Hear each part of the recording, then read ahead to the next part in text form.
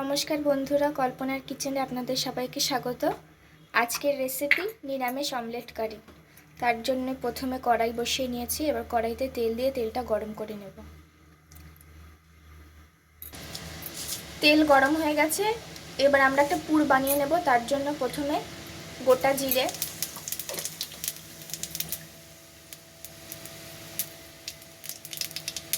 আদা কুচি, টমেটো কুচি দেব,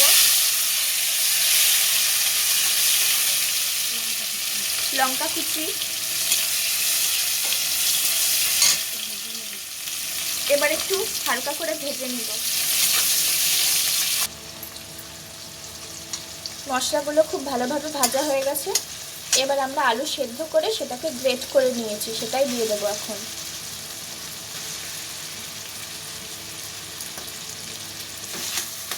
মশলাটা খুব ভালোভাবে নাড়িয়ে নেব। এবার এই সেদ্ধ আলুতে হাফ চামচ ধনে গুঁড়ি, হাফ চামচ জিরার গুঁড়ি, 1 চামচ হলুদ গুঁড়ো আর স্বাদ মতো লবণ দেব। দিয়ে খুব ভালোভাবে নাড়িয়ে নেব। এবার এই আলুটার মধ্যে আগে থেকে গ্রেট করে রাখা পনির দিয়ে দেব। দিয়ে খুব ভালোভাবে নাড়িয়ে নেব। আর একটু ধনেপাতা কুচি দেব।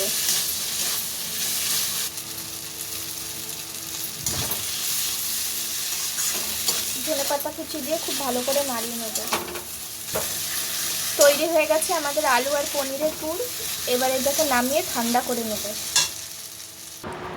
এবার অন্যদিকে আমরা একটা পাত্রে জল নিয়েছি। দিয়ে এর মধ্যে পাঁপড়গুলো দিয়ে হালকা করে ভিজিয়ে নেব।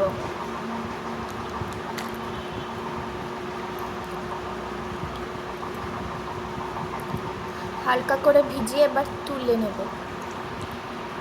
এবার ভেজা পাঁপড়টাকে এইভাবে থালায় রেখে হালকা করে জল ঝরার জন্য রেখে দেব। এবার একটা থালা নিয়েছি। এতে ভেজা পাঁপড়গুলো দিয়ে তার উপর দিয়ে পনির আর আলুর পুরটা দেব। দিয়ে খুব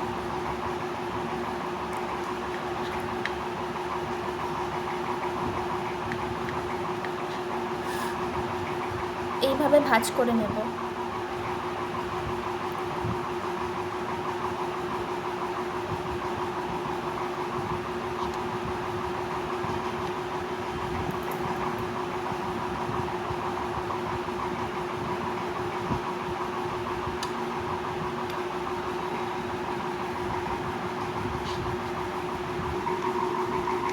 এইভাবে ভাঁজ করে এরকম চৌকো আকৃতির বানিয়ে নিতে হবে।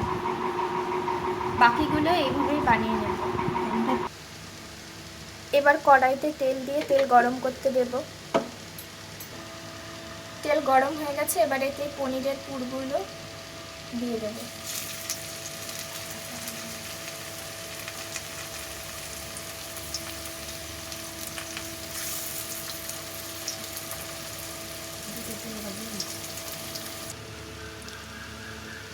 পনিরের পুর দেওয়া পাঁপড়গুলো খুব ভালোভাবে ভাজা হয়ে গেছে।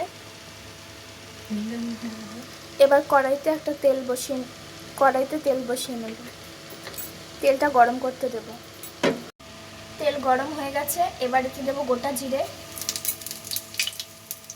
তেজপাতা, শুকনো লঙ্কা। খুব ভালোভাবে নাড়িয়ে নেব।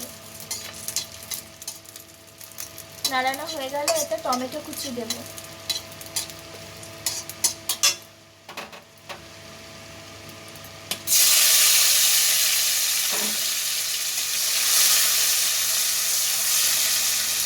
টমেটো কুচি দিয়ে খুব ভালোভাবে নাড়িয়ে নেব। টমেটোগুলো খুব ভালোভাবে গলে গেছে। এবার এতে লবণ দেব,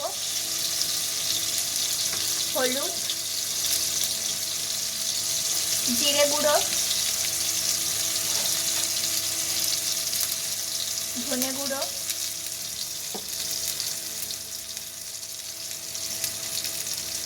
লঙ্কা গুঁড়ো,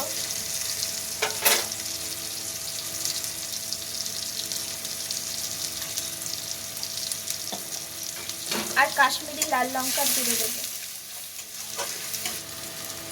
এবার একটু চিনি দেব। চিনি,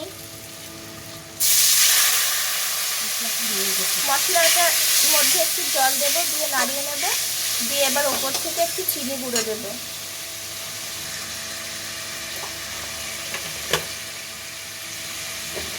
চিনি দেওয়া হয়ে গেছে, এবার খুব ভালোভাবে নাড়িয়ে একটু আলুর পুর দিয়ে দেবো, যেটা আগে থেকেই তুলে রাখতে হবে।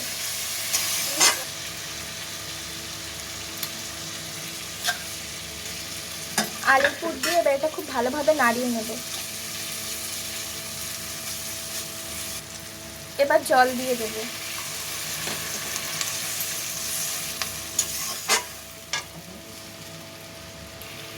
খুব ভালোভাবে ঝোলটা ফুটে গেছে, এবার এতে ঘি দেব 1 চামচ।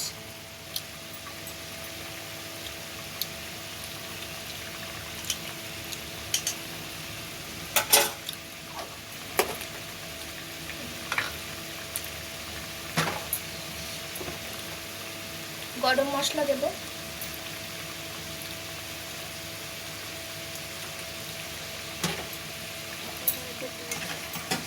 খুব ভালো করে নাড়িয়ে এবার এই পাঁপড়ের পুরগুলো দিয়ে দেবো।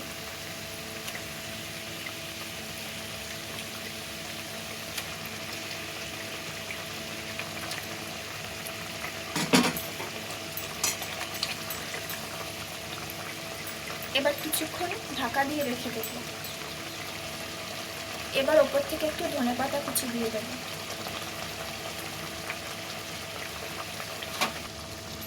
তৈরি হয়ে গেছে আমাদের নিরামিষ অমলেট কারি। এবার নামিয়ে নেব।